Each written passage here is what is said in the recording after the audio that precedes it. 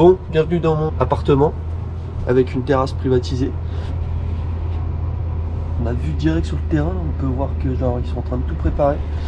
On vient juste de se réveiller, c'est un peu compliqué, il fait 5 degrés.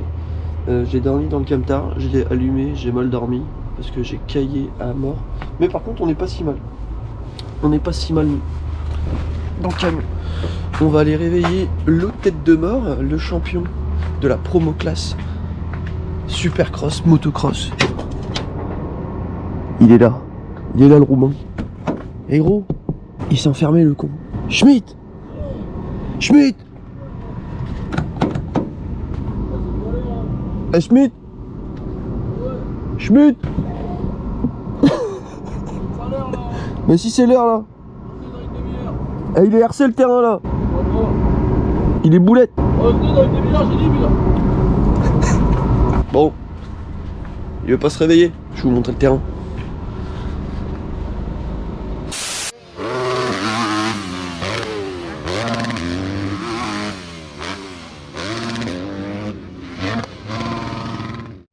Yo les riders, nouvelle vidéo, on est à la finale du championnat de France mini-hiver et ça se passe au MX Clastres, donc c'est dans le nord, dans ma région, et en même temps ils ont fait un open national Hauts-de-France et du coup j'y participe. Je pense que je vais me faire laver les fesses parce que là ça va être la première fois où je fais vraiment une vraie course avec un vrai level, mais l'objectif là franchement aujourd'hui, vu que c'est une course hors championnat, hors tout, c'est de prendre beaucoup de plaisir. Et comme on peut voir, le terrain de MX Clastres, boulette, c'est un délire.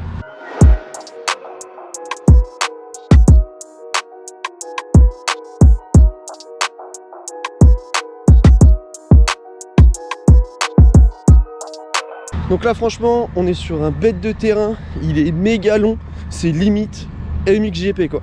Avec le lever de soleil, le terrain.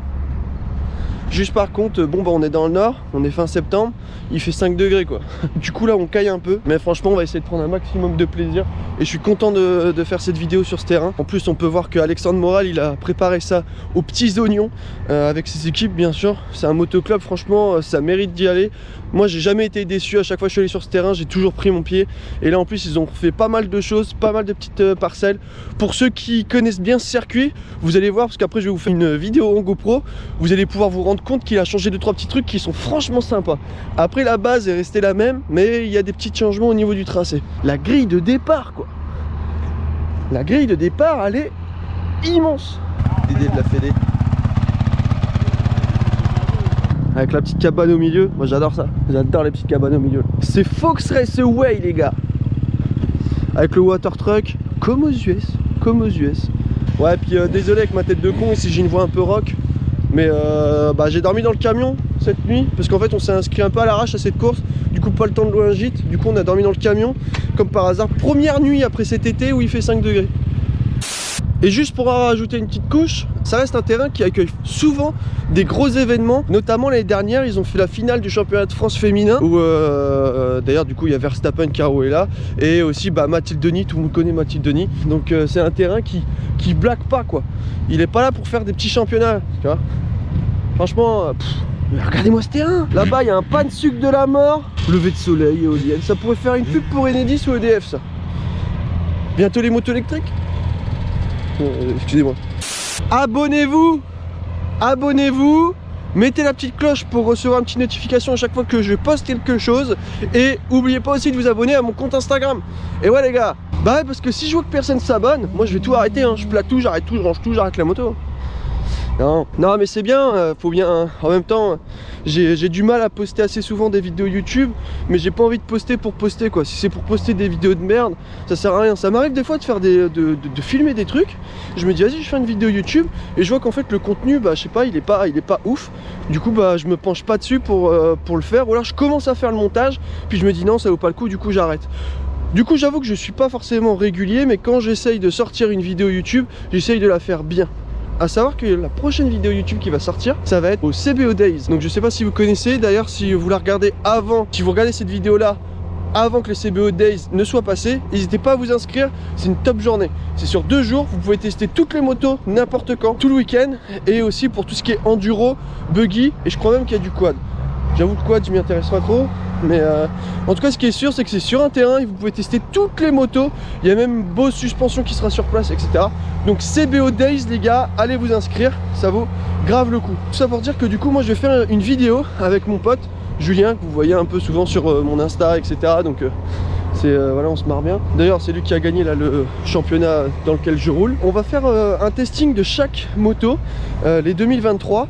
Et comme ça on va faire une petite vidéo et on va dire nous ce qu'on en pense. Parce que toujours les journalistes, ok mais journalistes bon bah c'est bien, mais on sait très bien de vous à moi que c'est pas un gars lambda comme moi ou comme mon pote qui est comme vous derrière votre écran. Du coup bon, on va tester les motos et après chaque testing on va avoir la moto là à côté de nous et on va vous décrire ce qu'on a ressenti, ce qu'on aime bien, ce qu'on n'aime pas, ce qu'on pourra améliorer, etc., etc. Donc voilà les gars, donc oubliez pas de vous abonner, c'est super important. Super important. Bon je retourne au camion et je vais aller essayer de réveiller le Tartus là, Tartampion, Monsieur Schmitt, Julien Schmitt, puis je vais préparer le café.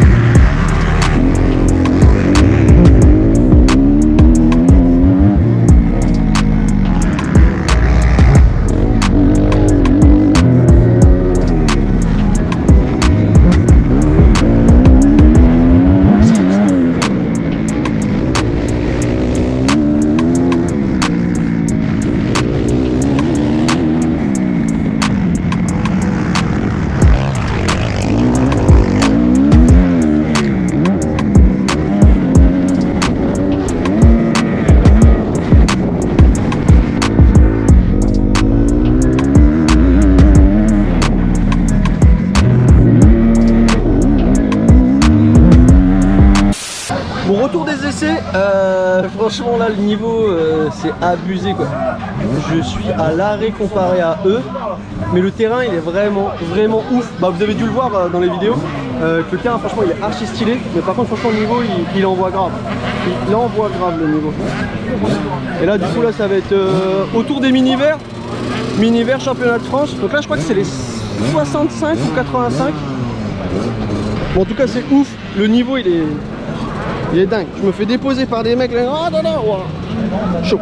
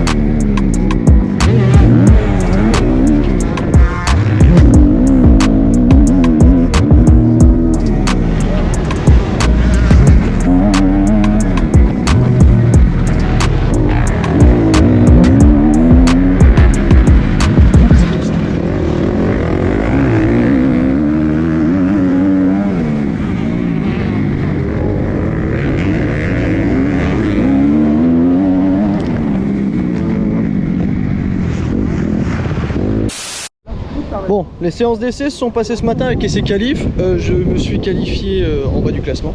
Je crois que je suis 32e, c'est comme ça, 35, enfin bref, je suis en bas sur 40. Et nous avons Monsieur Schmitt qui est leader du championnat, de notre championnat. Il est combien? Monsieur Schmitt.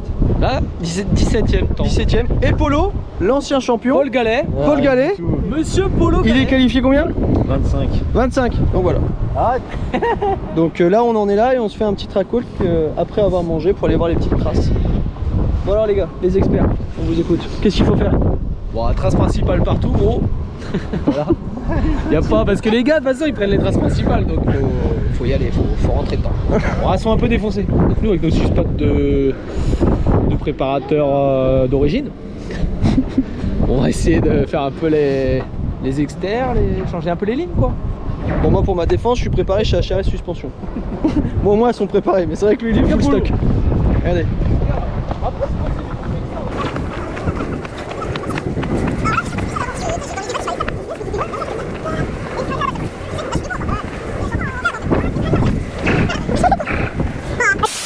Ouais. Là, paf.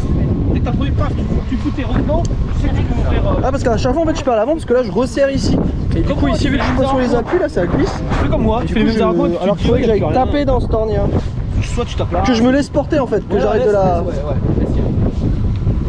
Attends, interview là. C'est quoi l'objectif? L'objectif c'est de. Top 10. Dans les 15 déjà. Tu veux les top 10 t'as dit? Non, après si je fais. Ah, devant la caméra ça perd ses couilles. Gros, si je fais un bon départ, ouais, je vais essayer de maintenir le top 10, de rester dedans. Vas-y. Si je fais un mauvais départ, ça va être top 15 au mieux en mode combattant. Voilà, c'est tout. Et toi Polo? Rien du tout. Moi je roule. Et moi, je veux pas me blesser. Et pas de cabane, parce que je suis le roi de la cabane. Bon là-bas les gars, il y a Seb Pourcel. Je pense que tout le monde le connaît. C'est celui qui a lavé le cul à Stewart aux Nations. Non mais regardez-le cet enfant. Il court derrière Seb Pourcel pour aller prendre une photo avec lui. Regardez-le, regardez. Seb il est là. Et lui il court derrière. Regarde Seb, Seb. Petit pain de sucre en mode rampe de lancement.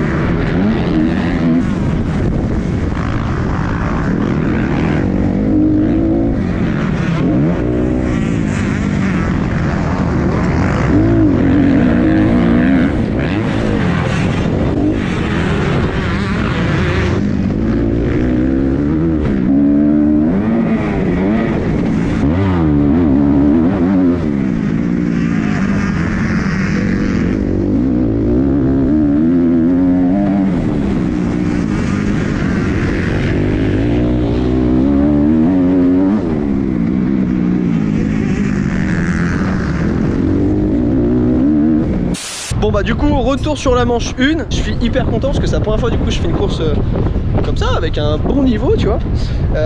Du coup ça roule bien devant. Et seulement le seul problème, je sais pas si on entend la caméra, je mets comme ça.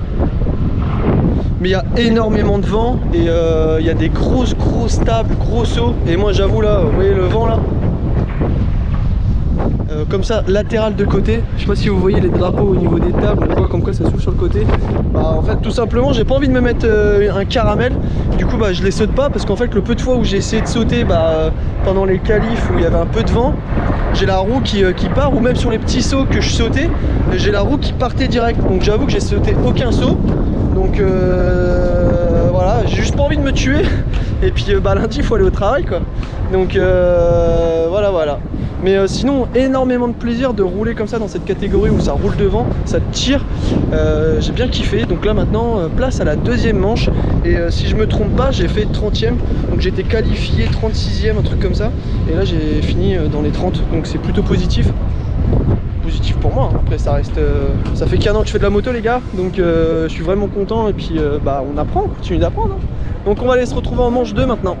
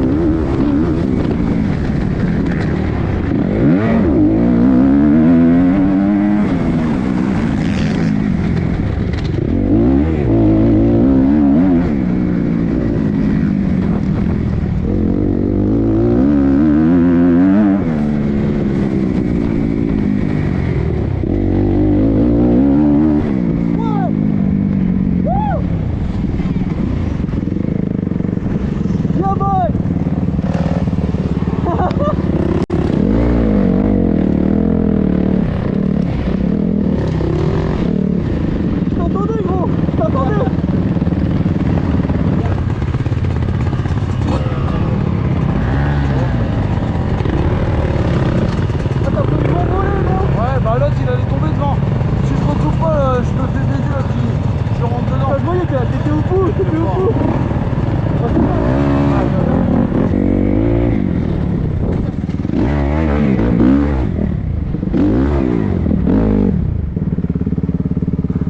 Je l'ai fait, gros. 29 et tu as doublé 125 sur le dernier tour.